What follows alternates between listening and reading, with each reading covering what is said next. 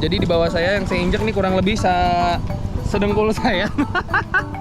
Pade tungguin aku. Ayo. Ada kecolok mata aku kena air.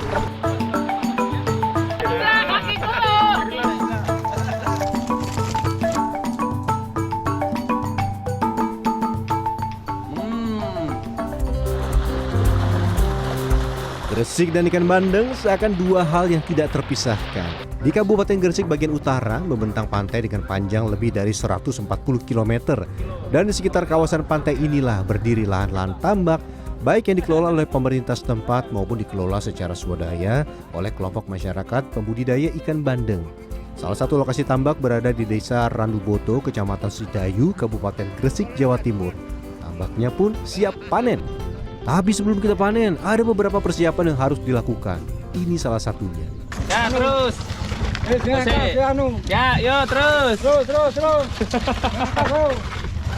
datang pemirsa di segmen Sehari Menjadi. Di episode kali ini kita akan memanen ikan bandeng dan mengolahnya, tapi belum panen. Prosesnya ini persiapan untuk pendinginnya dulu, karena takutnya ketika ya udah dipanen tapi nggak ada pendinginnya atau untuk pengawetnya rusak.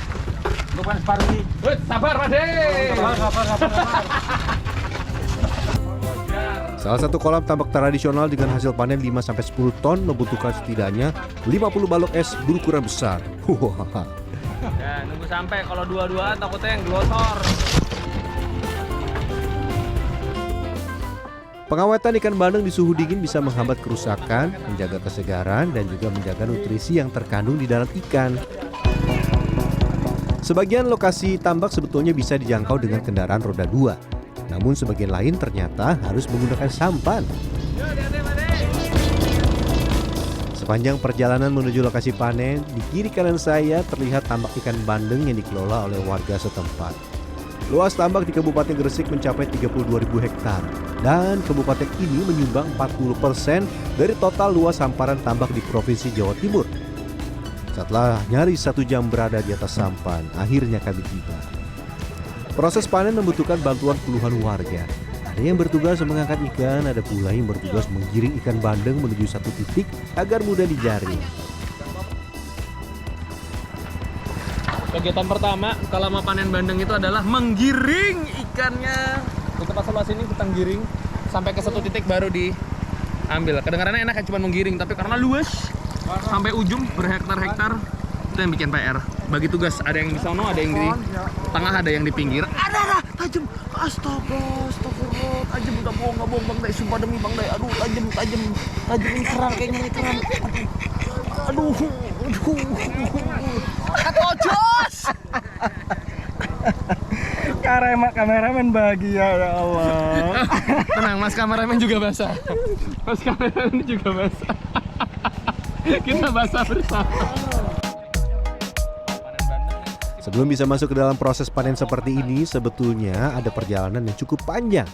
Mulai dari menebar bibit, memberi pakan secara berkala, termasuk memastikan oksigen di dalam air tetap terjaga dengan bantuan mesin pompa air. Ini agak berat di bawahnya, set, tapi bisa turun lagi. Nah, karena dia lumpur. Ini tapi ya Pak De.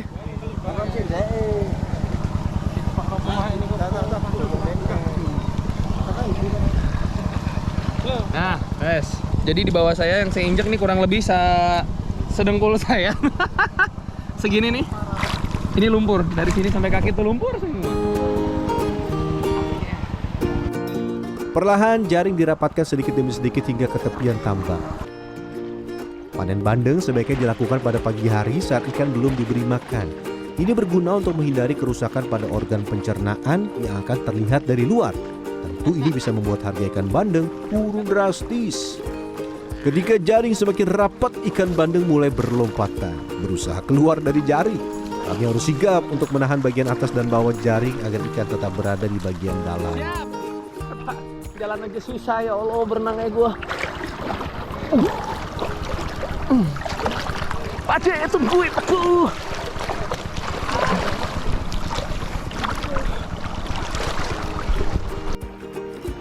Ikan bandeng melompat dari air karena sifatnya agresif. Sehingga bila badan ikan tersentuh sedikit saja, ikan ini akan berusaha menghindar dengan cara melompat. Taruh. Cara megang mana?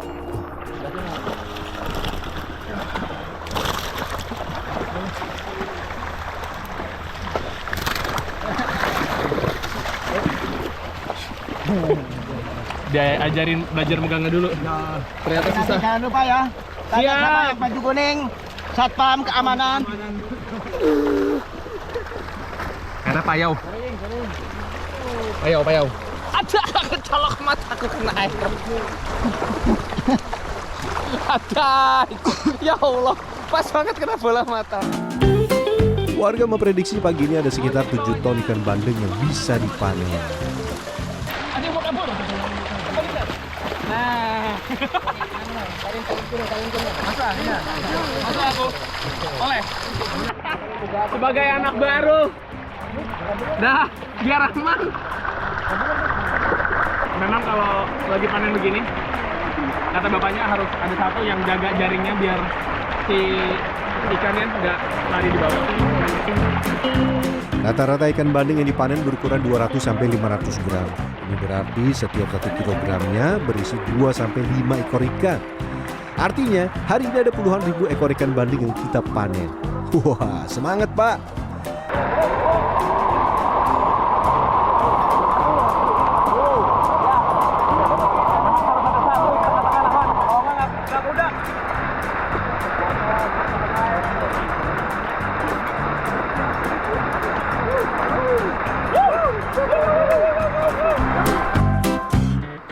Jaring semakin kami rapatkan dan perlahan satu bagian jaring yang berada di tepian kami buka.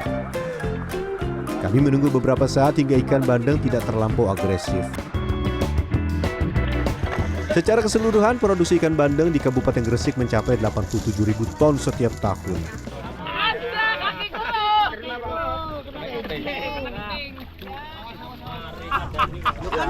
Oh, udah aman, lanjut, monggo. Dan kali ini salah satu bagian jari kaki saya sobek terkena sirip induk ikan lundu atau ikan keting. Ya ini terakhir pun, Mantap. Oh, ini yang standar ya? Yang standar. Yang besar. Sampan pertama sudah terisi penuh, masih ada 3 sampan lagi. Tambahkan es batu agar ikan bandeng tetap segar sampai ke tangan pelanggan. Pengiriman ikan bandeng dari wilayah ini tidak hanya tersebar di penjuru Jawa Timur, namun juga hingga Jawa Tengah, Madura, Pulau Dewata, dan Bali.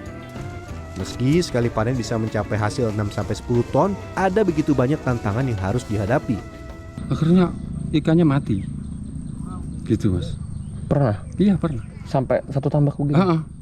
Total semua mati. Itu sudah ruginya luar biasa itu. Ratusan juta petani tambak. Ya, permasalahan ketersediaan bahan bakar untuk nelayan tidak jarang membuat pemasukan para pembudidaya ikan bandeng tidak menentu.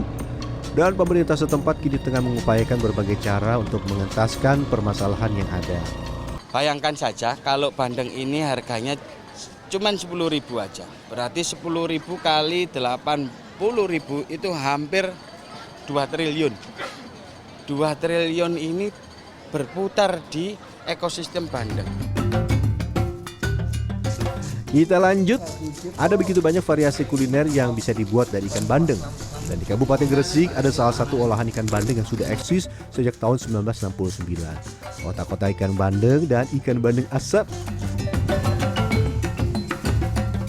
Sisik ikan bisa jadi sumber bau amis pada masakan bila tidak dibersihkan terlebih dahulu.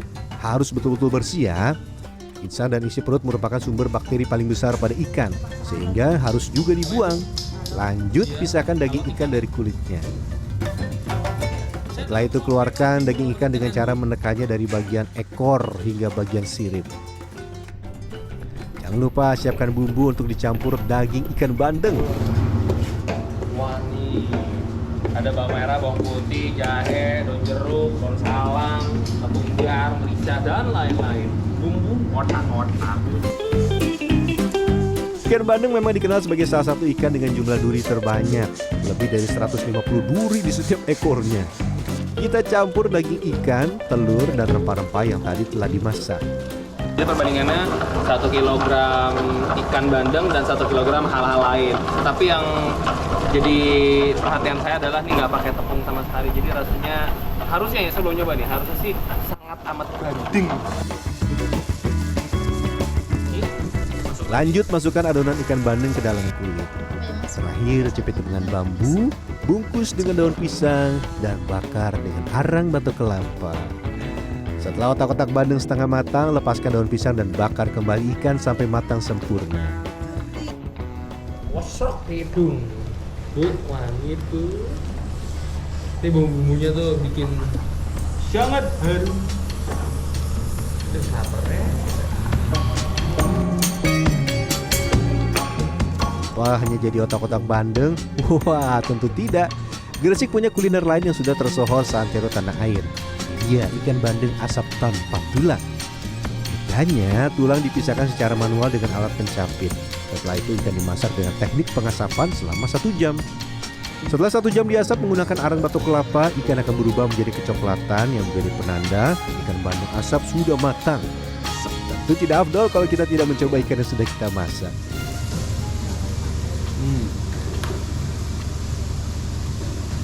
Oke. Kalau ini rasanya mirip dengan otak-otak tapi jauh lebih padat dan kenyal.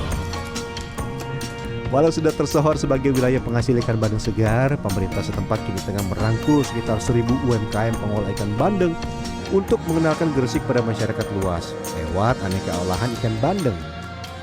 Kita arahkan mereka untuk membuat olahan bandeng seperti bandeng presto, kemudian bandeng otak-otak. Kita kasih pengetahuan bagaimana dia packaging, bagaimana dia bisa mengolah produknya tahan lama dan bisa dikirim ke luar kota. Ada yang tertarik menjajal serunya menjadi pengolah ikan bandeng? Kalau ada yang mau, jangan lupa siapkan tenaga yang besar ya, karena sekali panen bisa mencapai berton-ton seperti ini. Rian Fernando, Dewi Agung Yuljarto, Jawa Timur.